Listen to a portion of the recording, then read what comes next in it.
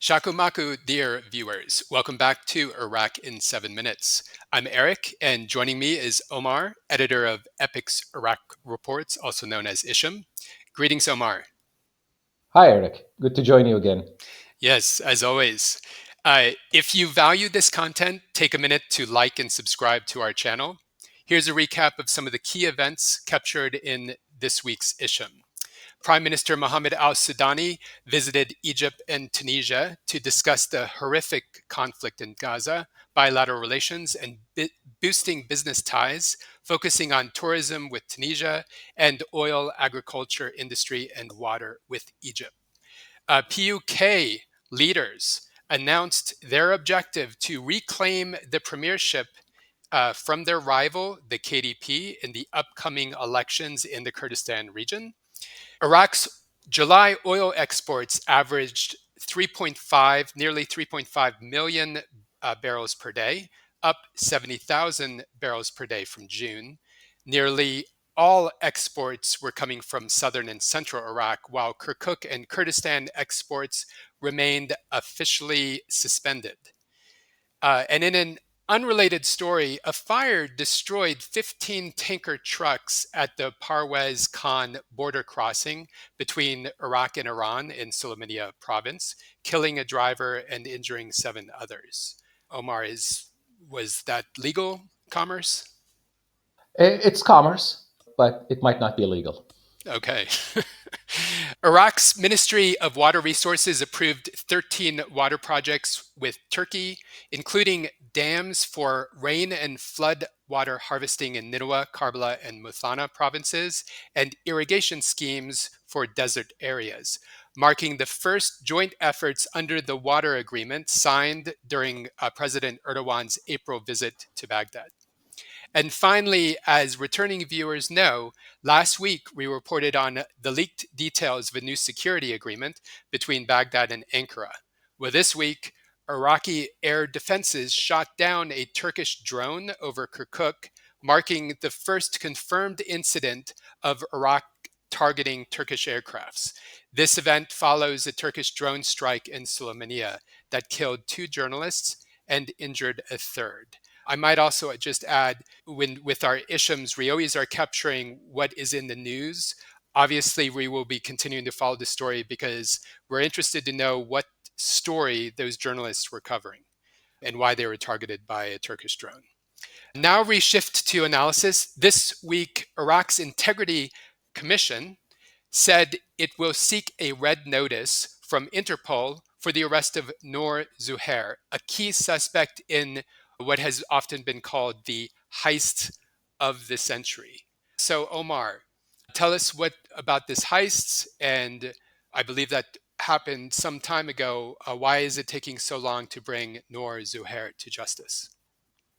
Yeah, this has been a major scandal in Iraq that came to the surface around the time that the Kadhimi government was handing things over to the Sudani government. And at the time, it was revealed that a scheme involving 5 shell companies owned by people with strong political backings managed to steal more than $2.5 billion of tax deposits money that is sitting in Iraqi government accounts using a scheme involving hundreds of fraudulent checks that they cashed billions of Iraqi dinars at a time to amass, $2.5 billion over a period of almost a year.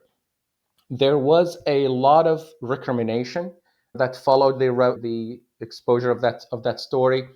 The new government, Sudan's government, tried to blame things on its predecessor, saying that people could not have done this unless they had strong backing from the prime minister, from the former prime minister's office.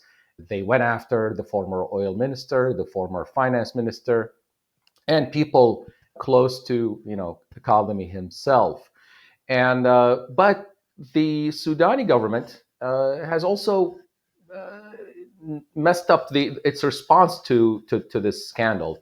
They have not really performed very well. I think they have left much to be desired. Within a few weeks, they arrested Noor Zuhair, who's the main suspect, the head of one of the companies, the shell companies that were the main suspects in this scheme. But within days, they released him, saying that we have made a deal with him that he would help us recover all the funds within 2 weeks. And that didn't happen. What happened is that gradually, Noor Zuheir vanished from sight, and all of the real estate that he had bought to, in an attempt to launder that money that was stolen, that was for a period of time. Those were frozen, and then that freeze notice was lifted, and then nothing happens for months. The Iraqi government every now and then would say that we covered this many billion dinars, this many billion dinars, but it drops in a bucket. And then just in recent days, we have reports that Noor Zuhair is actually in Beirut, that he has, missed two court sessions, or weaseled his way out of the country and managed to escape authorities, or was, you know, allowed to escape. And basically, the trial is going nowhere because the main suspect is not there. So now the Integrity Commission is saying, well, we'll seek help from the Interpol in recovering him. But why was he allowed to travel in the first place is really mind boggling for a suspect in a theft so grand and so atrocious. It's really inexplicable for the Iraqi government how they managed this, or really mismanaged this situation. Yeah, no, it's truly outrageous. And it suggests that he has cooperation from high levels to be able to allow him to escape like that. That is for sure, and that is it seems that whatever political backing he has, is not necessarily limited to the former government of Kaldami, but it's certainly that political support and that political backing continues to allow him to escape accountability. Well, well, thank you so much, Omar. That's it for this episode of Iraq in 7 Minutes. For more news and analysis, please visit enablingpeace.org. And don't forget to like and subscribe to this video and share it with others. Until next time, maslama.